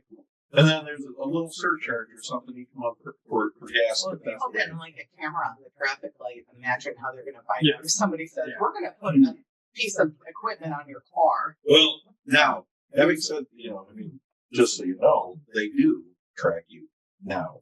Oh, I know. Okay. The A robot. computer. The- There's a the- computer. your Bluetooth is Right. It's telling As you. soon as you pull into your garage, it uploads on your house Wi-Fi. I know that. So then, what about The phone is on there. Yeah, right. what about plastic cars though, or people that have the extra cars in their house? Right now, we have a registration. They need to be registered if you're going to go on the road with them. But how are they contacting all of these vehicles to get equipment into them? Everything about it seems very difficult to understand. Yeah. All right.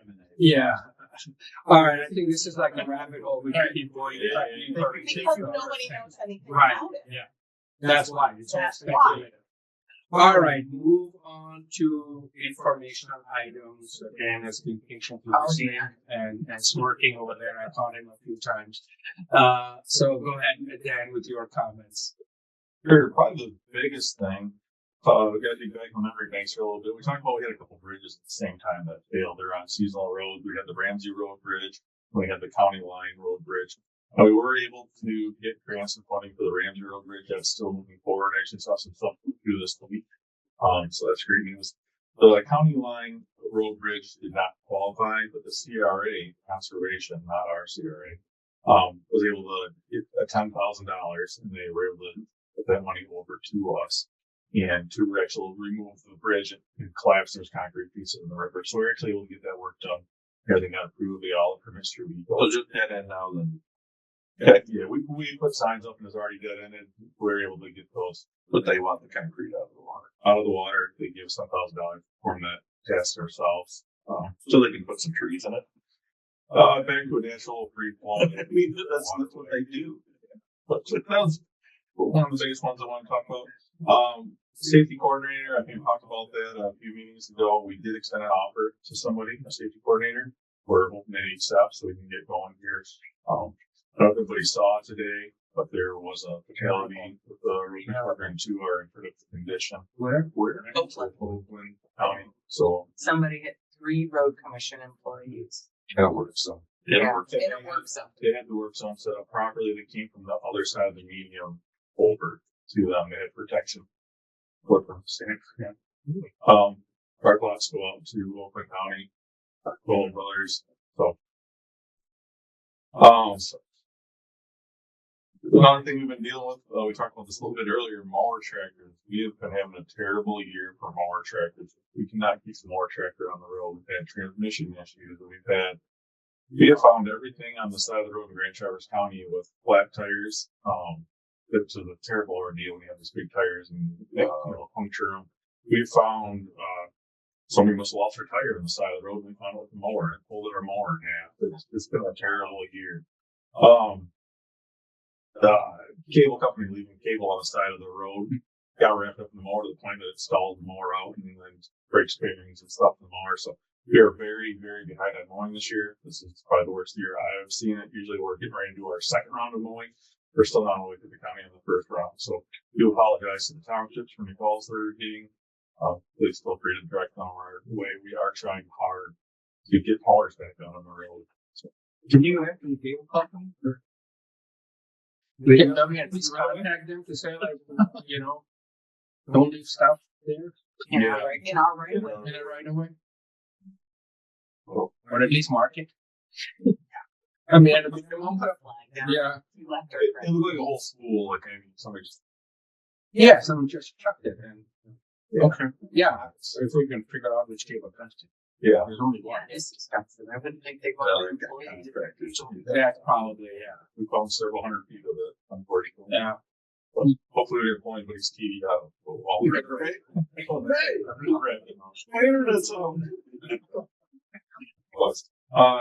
Some good news though, Five Lake Road, they just completed that project. So Five Lake Road is done now. We'll be putting out a video here shortly. That was a long stretch. It was like almost 5 miles. 6 months. Something. So that was a long project. They did a really nice job and that came out very quickly. The other thing is, put a handout with everybody and it talks about monarch fireflies. This is something that I just received this week. And it pretty much talks about we have the 33-foot right away. And they're asking, well, it's not really asking, to not do anything with the last 3 foot. So pretty much essentially going to a 30-foot right away. Really that more of like a natural area for the fireflies. If not, we have to do quite a bit of reporting to the federal and stuff. If you want to be part of the program, I believe it's a 3-year. We fill it out, we sign in, and the CRA is going to take care of it. last meeting. Yeah. I believe our estimated dollar amount was around $600 we would be paying for this. $604. Yeah, and if we don't do it, we have to go through a process anytime we want to do it. We're doing it right now. So It apparently, if we don't do it, apparently we have to seek federal approval every time you work it out right to the right. Yes. Every time. Right away. You know what I do? We have to get the fence up to approve. They're going to put the monitor on. hey, that's Including cost of mowing. federal money right there. We have to get federal approval for mowing, right away if we don't do this. The cost of federal money. Does this include we're going to do This it is site like ridiculous. Didn't take their I'm money. not sure. I wetland? don't get Habitation, weren't they? but I know there was talk about it. It's no big deal. It really isn't. Yeah. The only problem that will happen in areas like Fremont Road. And that's what I was thinking, more populated areas, that's where it's going to be. Let's talk more of the rural Yeah. areas. Yeah. So we're leaving the milkweed in the more rural areas. Basically, the last 3 feet, we just leave that for milkweed habitat for now. Okay. Okay. a good fair windshield. And the stocks have to be allocated and reported annually. I mean, I'm all about keeping the milkweed for the monarchs, but we also have safety and visibility for traffic too. I mean, it doesn't say. Is there a minimum number of stocks that an outdoor 3-seat has to have? I'm not fully up to speed on this. Okay, I'm just I'm curious. myself. So And, do we have to count the butterflies too, or? They should require actual cleaning solution at the gas stations when you're cleaning your windshield. It just so you, I mean, Wow. This is. I'm a monarch guy myself. Okay, so I mean, in fact, family camp, they literally start in Stonington Peninsula, and then they go to Mexico. I mean, it's the craziest thing. We used to do the whole chrysalis watch and all, and things. So, in fact, we've actually from our camp, we've actually tagged miners, and they've been found in Mexico. So we got a book up there. It's pretty neat. But this is kind of a. well, okay, so no.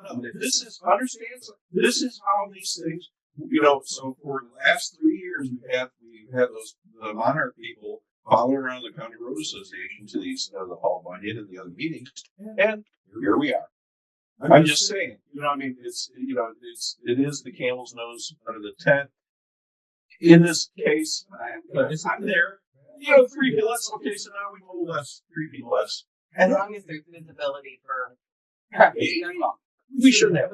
I think the rural areas will find it will only be like around more travel traffic areas, but I don't even know. I mean, do we have to keep milk up? I mean, let's just say like on one of the urban roads, we have a very small shoulder area. Yeah. I mean, what if we don't even have 3 feet? right. Yeah. There's some unanswered questions, and typically we don't mow the full 30 foot width. Right. We mow, so clear vision areas is my only concern. We'll talk about. Yeah. Those usually use all of our right away. Yeah. Just one last thing. Next Wednesday, we're having a in-house team building training day. So we'll be having a speaker come in, working with the team, we're doing a few different things. So if you should want to stop by, we'll be in here all day. Of course, we have lunch. Everybody's welcome to stop by for lunch. Usually do lunch 12:30. Sure. All right, that's all we have. All right, thank you, Dan. Any questions for Dan? Okay, we'll move on to commissioners' comments, questions, and future agenda items. I'll start with Commissioner Thorne. I wanted to check on the status of the road safety audit. The information we were going to get for Cedar Run and Gray and Cedar Run and Harris. I was curious where we were at on that. We did get a final report, I believe, last week. Oh. And that was actually, So actually that was one of the things I was going to talk about is I would like that to be on the agenda for next meeting because we need to discuss the findings. And I'm assuming that the other commissioners have not received a copy of that. So make sure that Lauren's final report gets circulated to all the other commissioners as well so that we have time to review it and then we can discuss it at our next group meeting. Any other? I just wanted to let you know that in a couple weeks, we are going to film a frequently asked questions and or complaints video, with the staff, Joe and I, just talking about common things that people ask or maybe don't understand about the road commission based on all the topics we've been trying to address with public information videos. Things like my road just got fixed last year. Why are you chip sealing it this year? Those kind of things. And also talking about the upcoming road projects and, obviously we have really great information on our website, but not everybody seems to want to go there to get it. So we're trying to put it in a little more manageable, easy to digest bites. Like here's some of the roads that we're talking about. Here's some of the projects we're doing. And, can you put in there, if you're going to put it in Facebook, that we are not talking about 5-9 roads? yeah. Okay. Oh, and I am I know you're going to talk about projects that we will be doing, Can you just make an Yes. exception? So it's funny you bring that up because at our committee meeting, I actually brought that up. So we were talking about like common misnomers and misunderstandings on the road commission, or kind of how information gets put out and people take it wrongly. So that's one thing. My idea was more of like the David Letterman show top 10 list, like these, top 10 frequent complaints about the road commission. And we could kind of just sort of talk about it in a lighter way that's easier to comprehend and isn't real detailed as far as like how roads are built. So we will be working on that, and like Dan said, there will be a Pike Lake video coming out and a Barney Road video coming out. Just trying to get information as easy as possible into the hands of the people that ask us to do the work with their money, so that they know where it's being spent. Good. Let's make use of that 48 grand. We have been. Yeah, good. Commissioner Underwood. I want to thank the chairman for allowing us the discussion. I know it's kind of a rabbit hole, but that helps when I'm making comments at CRA that I can speak more with consensus. The only other thing I have is I got contacted today. I haven't had a chance to look at it. Elected officials section of our website is not up to date. I didn't even know we had one. There was one. I thought like last year, it had me still as vice chair, and I think Well, I guess they don't have Snyder is what I was told today, and I'm like, oh, that's way elected, yeah. elected. We're just not wanting Please, to. all right, please make sure somebody checks that. We're just holding there. Yeah, that's something to look into. Commissioner Gilman. Just, yes, thank you for allowing us to talk on this. I think it's really important, though, and I really want to drive home the point that we have. This is, we look out for the taxpayer dollar, one way or the other. Okay, and we look out for the taxpayer dollar. We're looking out for how to make our roads best at the lowest cost to our local constituents here. I was told that this is an add-on bureaucracy to the county once, and I'd like to think that we operate at a little higher level of an authority or something else, and that was an argument. But I think sometimes we have to be able to express a distrust in some of the things that we've seen go wrong, and that's why when we see potential new bureaucracies on the horizon, whether it be a partnership with private entities that are going to make a lot of money off of our taxpayers, or something that, hey, I think this is the greatest idea, and I'm going to find 10 or 12 people that are going to come to a meeting every single week, and we think this is the greatest idea, and everybody else doesn't know what's going on. It is. I think that's common. It happened way too often. And so I just, forgive me when I go on a little bit of a thing about it. I've been on this board for 3 years now, so. Yeah, so anyway, I'm looking out. Sure. To a degree, it's my own selfish interest because I look at myself as one of those constituents. But I try to make it so that we're not putting undue burden on people who pay our bills. Understood. Thank you. Yeah. Commissioner Lehman. The only thing I had, maybe I didn't find it, I'd ask, and we talked about our bids and solicitations and results being easily accessible on our website. I do still have that marked as a project for us to work on. Okay.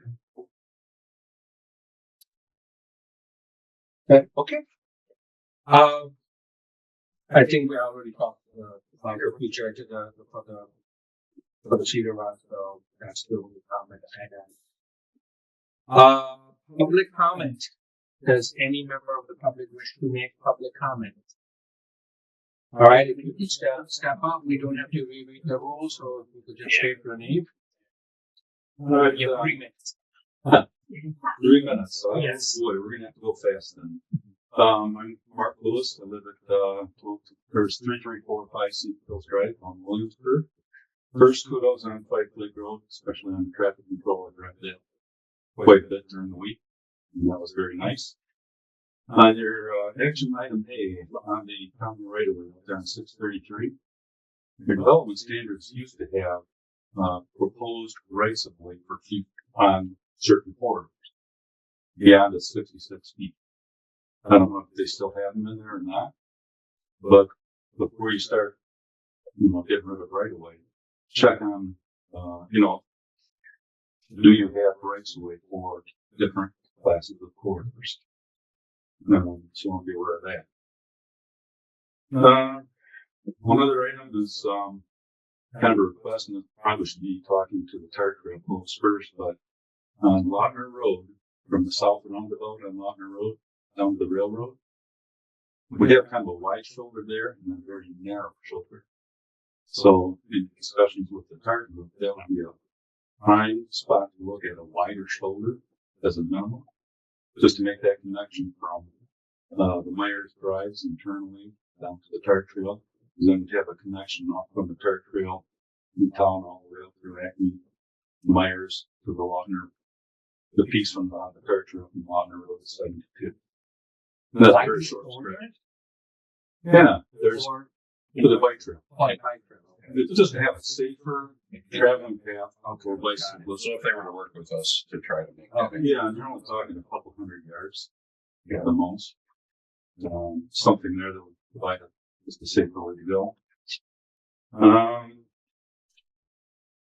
The other thing I had was kind of getting back into the topic you don't want me to bring up. And that's the road mileage thing. And I was quite surprised to hear a 30% fee and the tracking.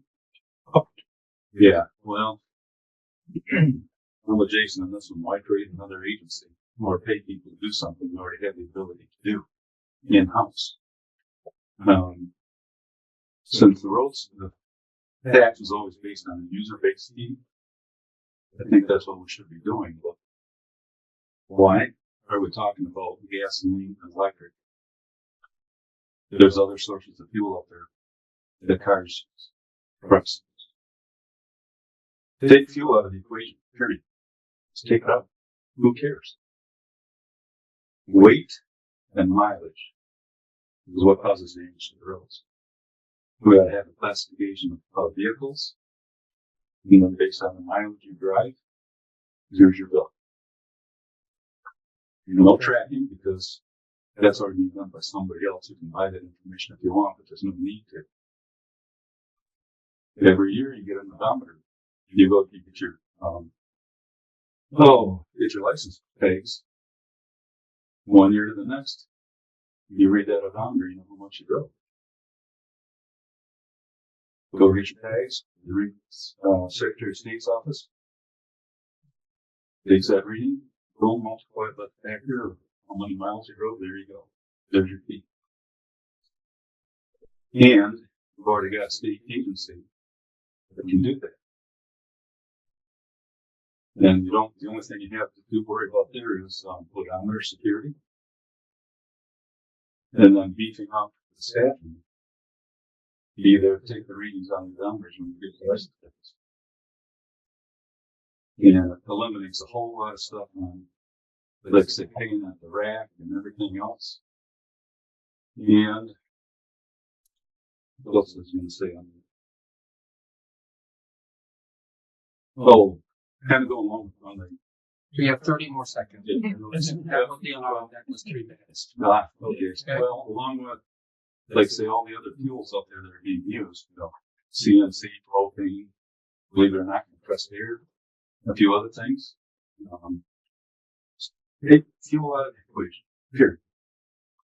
And that's the way to go. And when the Secretary of State handles this and collect it, like utilities, you can pay by the month on an average fee, and then just rectify it when you get your license plate up. Did you pay enough or didn't you pay enough? So it's very easy to do. So just kind of want to put that in your thoughts to say, okay, don't create all this. Why make it complicated? Why pay somebody else to do But we have the ability to. All right, that's time. Thank you very much. Any other member of the public who wishes to comment? All right, seeing none. All Move to adjourn. supported, we are adjourned.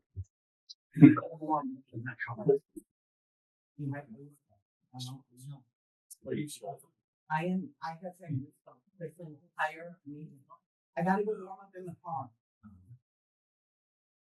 You boys run hot. What was